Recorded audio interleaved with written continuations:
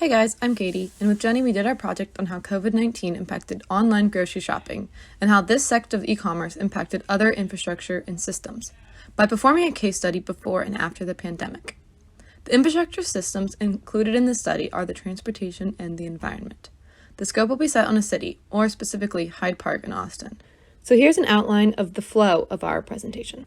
So once again, our project's objective is to analyze how grocery shopping e-commerce has affected given infrastructure systems during COVID-19. The patterns we observed will be the changes in household and delivery truck vehicles miles traveled, or VMT for short, and how the changes in VMT affect the environment, such as air pollution. From this study, we hope to learn the gravity of COVID-19 on grocery shopping e-commerce. Is it as great as we expected?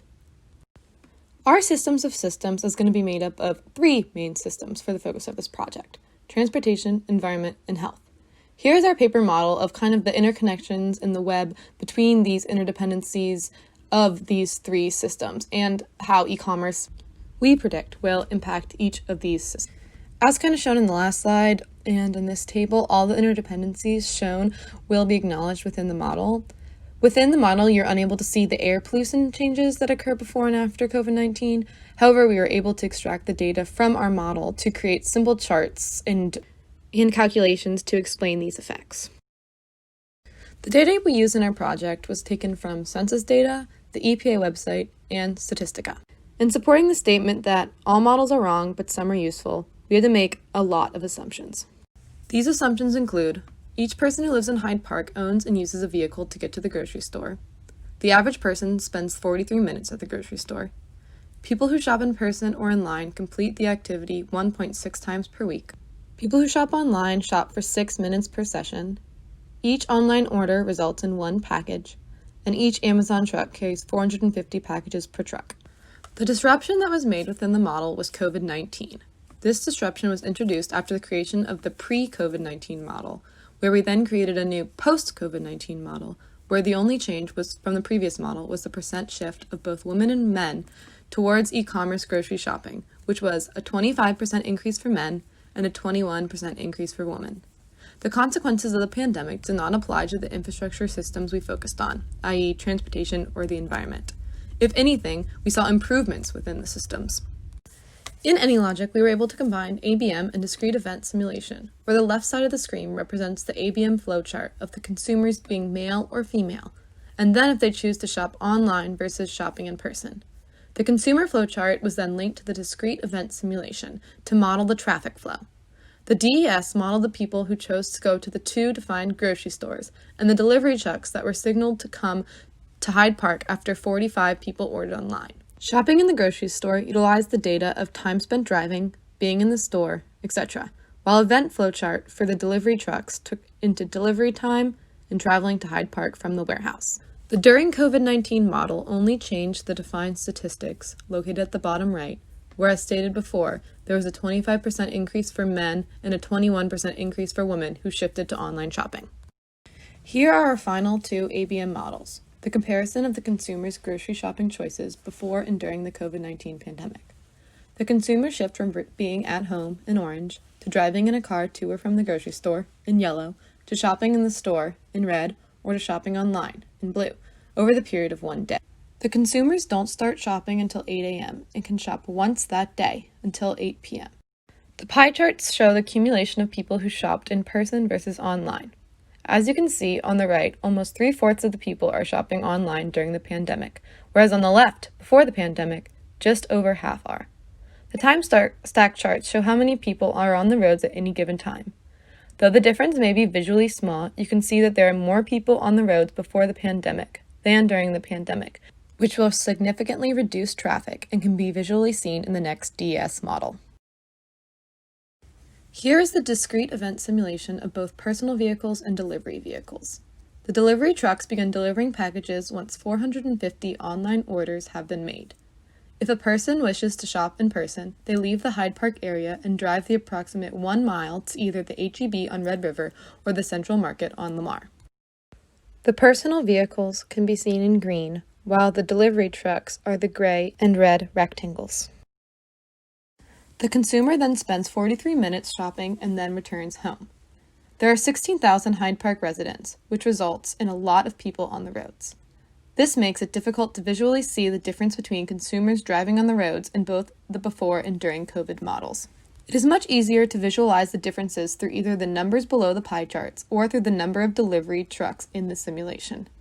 Before COVID, there were 18 delivery trucks and 7,564 people driving to the grocery store each day. During COVID, there were 26 delivery trucks and only 3,852 personal vehicles on the road. As you can see, a reduction of almost 4,000 vehicles was seen on the road each day, which will significantly reduce traffic and congestion in Hyde Park during the COVID-19 pandemic, when everyone was sheltering in place, and still today, when things are beginning to open up a bit more. These pie charts represent the breakdown of male versus female online shopping compared to shopping in person before and during COVID. In our model, an 18% of increase in women shopping online was seen, and a 25% increase in men shopping online was seen, which aligns pretty well with the disruptor we coded into our during COVID model. Once we developed and ran our full model in AnyLogic, we calculated some results from the outputs of the model. Within the area of Hyde Park, the total vehicle miles traveled per year are predicted to decrease by 47% of what it was before COVID-19. With the shift in grocery shopping to online, there would be an increase of delivery trucks miles traveled by about 44%. On the other hand, the vehicle miles traveled by personal vehicles would decrease by 49%. Combined, the total grams of CO2 that was produced before COVID-19 by Hyde Park would decrease by 43% during the pandemic. We validated this model by referring to Sargent's criteria. Within the computerized model, we were unable to truly capture the accuracy of the impacts of COVID-19 because our model made a large assumption that everyone in Hyde Park uses a personal vehicle to go to the grocery store.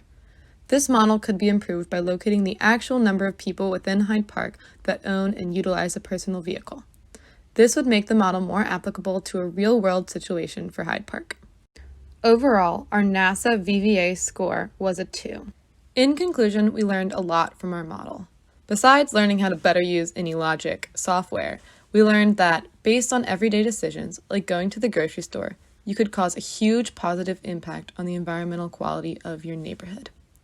The people who could use this information include neighbors, car manufacturers, transportation consultants, grocery stores looking to shift towards delivery options, and policymakers. If our assumptions can be limited and the validation of our model can increase, our model can be used in many ways in practice. It can be used as a form to gauge the benefits of e-commerce with regards to transportation congestion and air quality. The COVID-19 is going to have impacted so many other systems as well, and this is just one little case study of how these impacts can be seen. We have finished our project and now we must reflect. We faced a few challenges during the extent of our project, however we were able to overcome them. One challenge included defining the area that we would like to simulate. Were we going to simulate United States or just Hyde Park? We in the end decided that simplicity is key and focused only on Hyde Park. Another challenge was trying to figure out how to split the personal vehicles into 2 grocery stores. In the end, this was simple. We just developed 2 separate states in our consumer ABM model and then created 2 separate DESs. With every project also comes limitations. As stated before, the large assumption that everyone in Hyde Park owns a vehicle and that they use it for every in-grocery store trip was probably incorrect. Another limitation was that we were missing the unobserved errors of human behavior that cannot be captured through our simple models. Though neither Jenny and I will be using this project for our theses, there are some recommendations that could be used for future steps. The first would be make the model able to incorporate other models of travel, such as transit, walking, biking, so that it become more realistic. Another recommendation would be incorporating the demographics other than sex, for example, age, ethnicity, where people live, etc. Well, that's our project on e-commerce grocery shopping before and after the pandemic and its impact on both the transportation system and the environmental system. Thanks for listening.